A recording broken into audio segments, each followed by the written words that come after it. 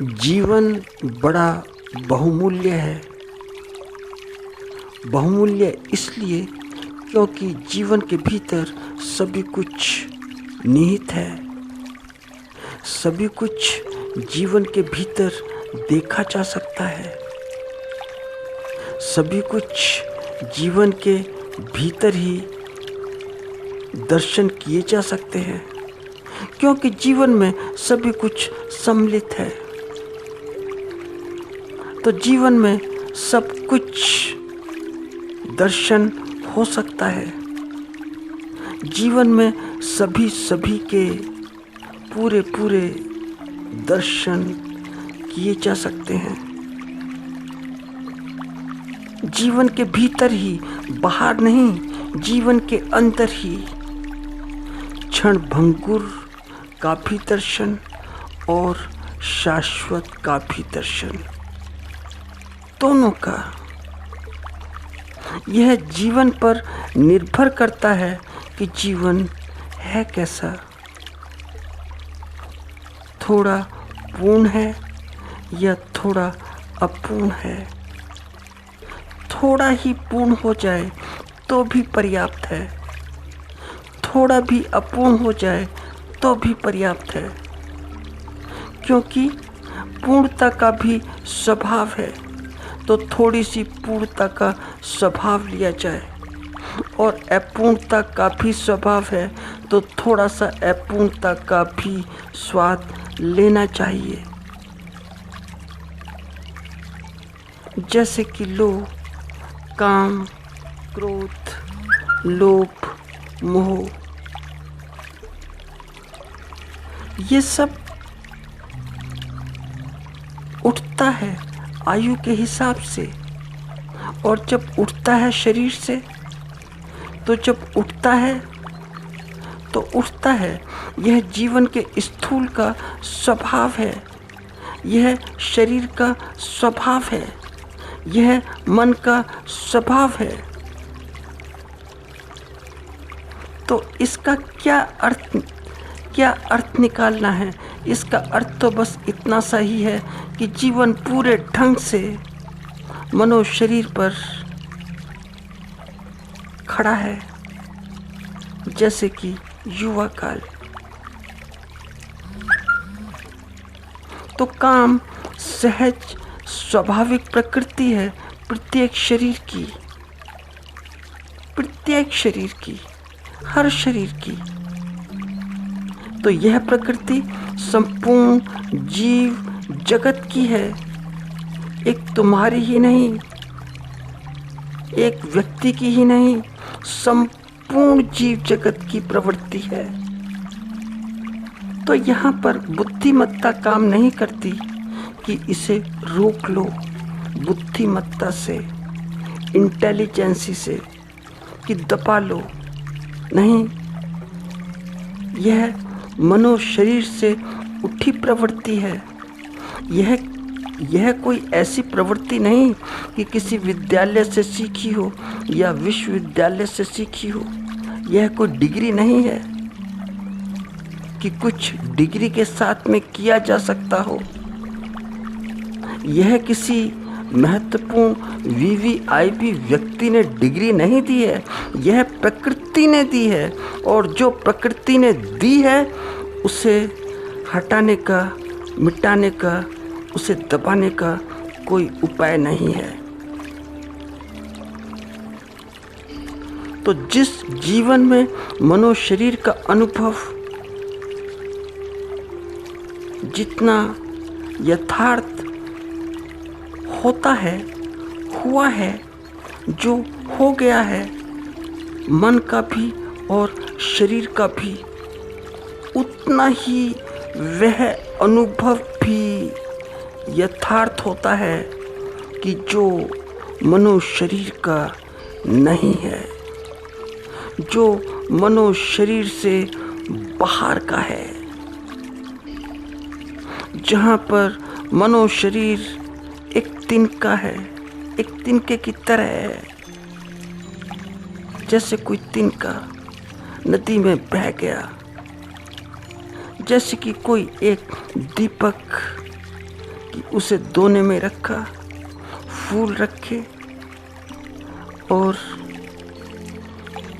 नदी किनारे रख दिया, प्रवाहित कर दिया। तो किनारे पर अभी दोना रखा नहीं कि बस सामने ही सामने थोड़ा सा बहा और डूब गया, पूरा दोना डूब गया। तो यह महाभोग है, यह महासंभोग है।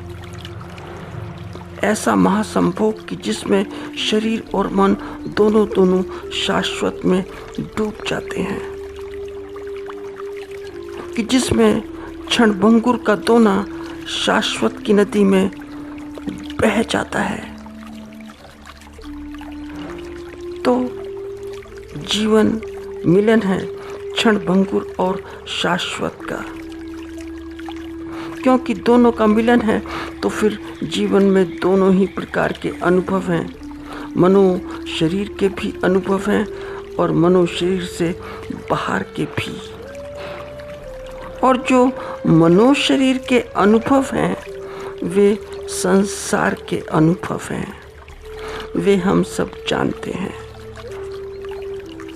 और जो मनो शरीर से बाहर के अनुभव हैं वह ही हमारा स्वभाव है, वही धर्म है, उसी का नाम धर्म है। तो जीवन के दो ही तल हैं। जीवन दो ही तलों के ऊपर जिया जाता है।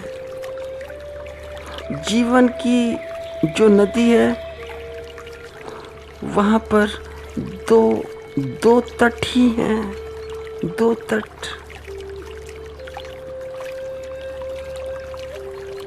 तो कभी जीवन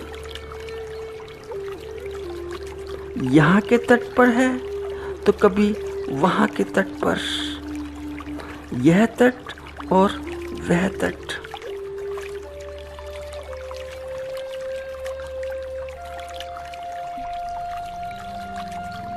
तो ऐसा है कि हिंदू बड़े बड़े गहरे हैं। हिंदू दर्शन इतना गहरा है कि पूछो मत। क्योंकि जीवन के संबंध में जैसी अभिव्यक्ति हिंदू दर्शन देता है वैसा दर्शन दुनिया में और कोई नहीं देता। तो हिंदू दर्शन में बड़ी बड़ी सुंदर सुंदर मीठी मीठी कथाएं हैं। और ऐसी कथाएं हैं कि जिनसे जीवन के संबंध में जीवंत आभास होता है कि जीवन जीवंत है। जैसे कि देवता, और देवता भी ऐसे ऐसे कि आँख खोलें, अंतर्दृष्टि खोलें, देख ही लें, दृष्टि मात्र से ही,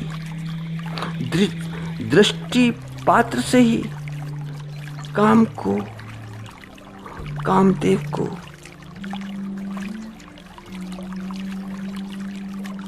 क्या कामदेव के बाण हैं और क्या जो कामदेव है उसके पुष्प हैं और क्या उसकी ऋतुएं हैं। कौन सी ऋतु, कैसी ऋतु। कामदेव के गुण धर्म की तो बात छोड़ो, कामदेव ही भस्म हो जाए अंतर्दृष्टि खुलते ही, देखते ही कामदेव भस्म। तो फिर तो यह जीवन का कोई और तल है, कोई और तल। यह मनो शरीर का तल नहीं है। और यह जो तल है इससे हम ठीक परिचित नहीं हैं। इससे तुम परिचय की बात तो छोड़ो, थोड़ा बहुत भी हमारा परिचय नहीं, थोड़ा बहुत भी, कि थोड़ा बहुत परिचय हो। जीवन अपरिचित है, ऐसे परिचय से बिल्कुल अपरिचित है। और फिर वहां से नीचे उतरो तो फिर वहीं पर मनोशरीर पर फिर लौट गए।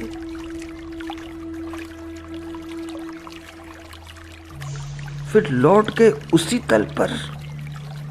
तो जब लौट आए तो फिर वैसे के वैसे ही।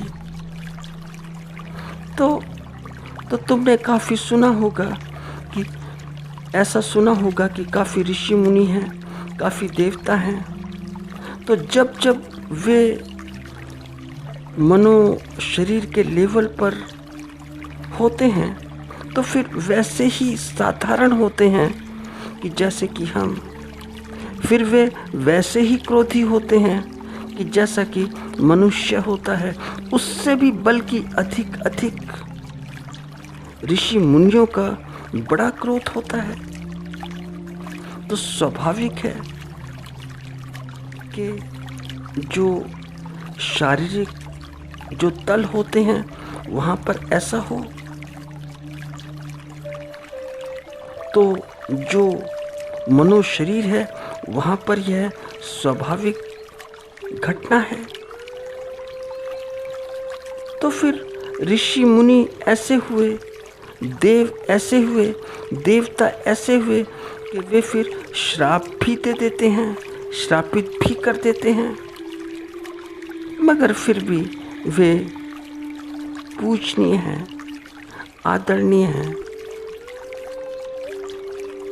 वंदनीय हैं। वह इसलिए कि वे वर भी देते हैं। और वर क्यों देते हैं?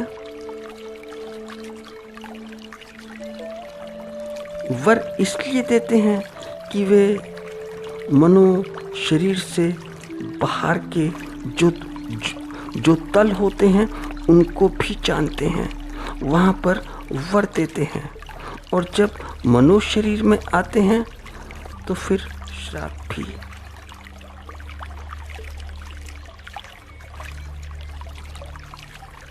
मगर मनो शरीर से उठने के बाद जो भाव है वही तो स्वभाव है, उसी का नाम तो स्वभाव है। तो जीवन बड़ा अद्भुत है, क्योंकि जीवन क्षण भंगुर भी है और शाश्वत भी। दोनों का संयोग हो तो उसी का नाम जीवन है।